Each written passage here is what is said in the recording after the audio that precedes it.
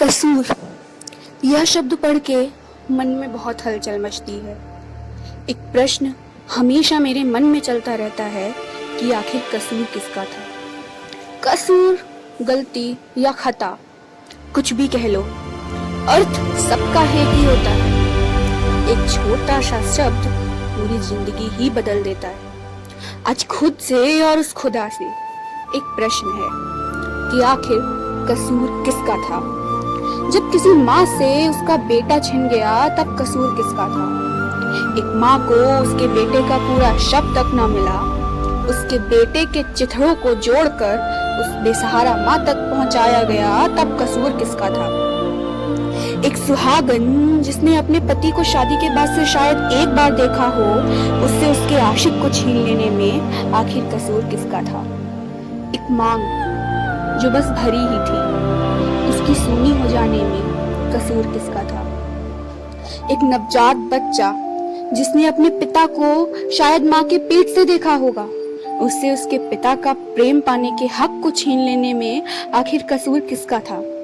एक बेटी जो अपने पिता की शहजादी थी, उसकी मुस्कान देखकर ही तो पिता के चेहरे पे मुस्कुराहट आती थी, उससे उसके पिता को छीन लेने में आखिर कसूर किसका था।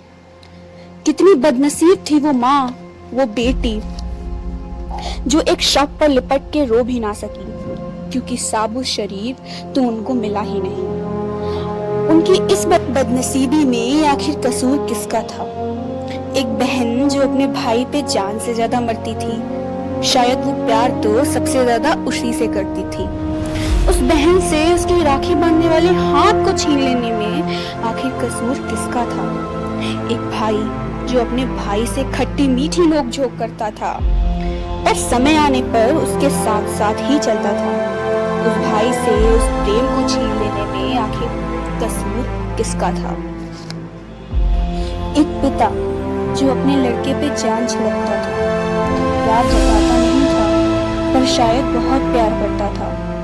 उस पिता की अर्थी को कंधा देने वाले को छीन लेने में आखिर कसूर किसका था। क्या कसूर उसका था जो एक बेटा, एक पति, एक पिता और एक भाई था। इन सभी रिश्तों के बावजूद भी उसने वतन पे फना होना सही समझा।